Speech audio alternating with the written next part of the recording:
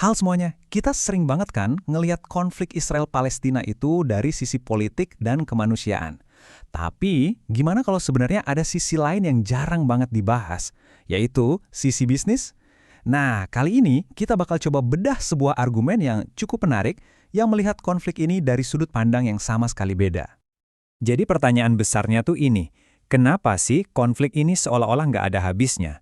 Udah puluhan tahun, korbannya banyak banget, gencatan senjata gagal terus, tapi kok terus aja berlanjut? Nah, sumber yang kita dalami kali ini mencoba ngasih jawaban dari sudut pandang yang, jujur aja, cukup mengejutkan. Sumber ini ngajuin sebuah ide yang provokatif banget, bahwa kekerasan yang terjadi terus-menerus ini pada dasarnya adalah sebuah bisnis, sebuah perspektif yang mungkin bakal mengubah total cara kita memandang keseluruhan konflik ini. Oke, supaya kita paham argumennya, kita mulai dari tempat yang nggak biasa. Bukan dari medan perang, tapi dari sebuah pameran senjata global yang super megah. Coba deh bayangin suasananya, ini pameran teknologi udara terbesar di dunia loh. Para petinggi militer, para eksekutif perusahaan, semuanya ngumpul buat lihat-lihat dan belanja teknologi perang paling mutakhir. Tapi, produk yang lagi dipamerin di sini itu bukan jet penumpang atau teknologi buat nyelamatin nyawa. Sama sekali bukan. Yang mereka promosikan adalah drone pembunuh.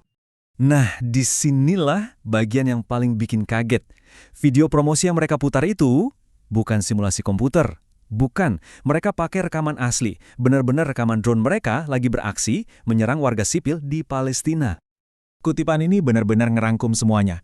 Bagi perusahaan ini, kehancuran itu bukan tragedi.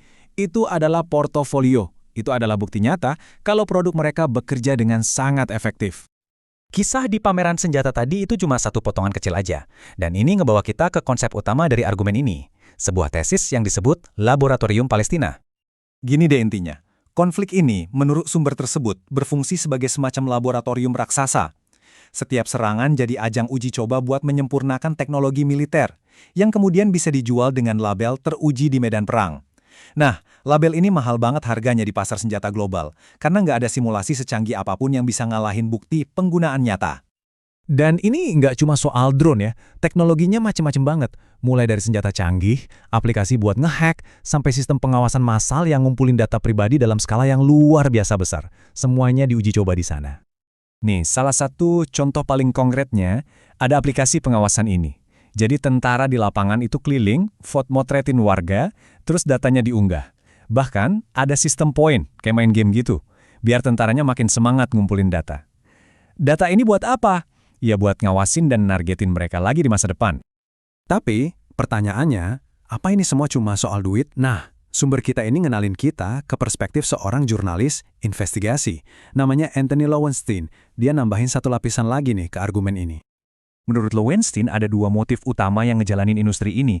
Di satu sisi, ya jelas, keuntungan finansial. Jual senjata, jual spyware, dapat duit banyak. Tapi di sisi lain, yang mungkin lebih penting, adalah pengaruh politik. Teknologi ini dijadiin alat tawar buat dapat sekutu dan nangkis kritik internasional. Analogi dari Lowenstein ini kena banget sih. Dia bilang, ini bukan soal pertemanan, tapi transaksi. Israel seolah-olah membeli dukungan politik dengan nawarin akses ke teknologi pengawasan canggih mereka. Oke, sekarang mari kita lihat seberapa jauh jangkauan laboratorium ini. Karena ternyata produk-produknya itu diekspor ke seluruh penjuru dunia. Jangkauannya lebih dari 130 negara loh. Ini bukan angka kecil loh. Ini nunjukin betapa masifnya pasar global buat teknologi-teknologi yang lahir dari konflik ini. Nah, ini nih pertanyaan yang pastinya muncul di benak kita. Apa Indonesia termasuk dalam pasar global ini? Menurut Lowenstein, jawabannya adalah ya. Dia secara langsung bilang kalau ada bukti yang menunjukin Indonesia telah membeli beberapa bentuk teknologi pengawasan dan spyware dari Israel meskipun kita nggak punya hubungan diplomatik resmi. Dan ini peringatan penting banget dari dia. Teknologi yang dipasarkan dengan dalih buat ngelawan terorisme, menurutnya, hampir selalu berakhir dipakai buat ngeberangus suara-suara kritis di dalam negeri. Sasarannya, jurnalis, aktivis, dan siapapun yang dianggap sebagai ancaman oleh pemerintah. Setelah ngelihat semua ini, pertanyaan selanjutnya adalah, terus kita bisa apa? Nah, sumber ini juga nawarin beberapa langkah konkret yang bisa kita ambil.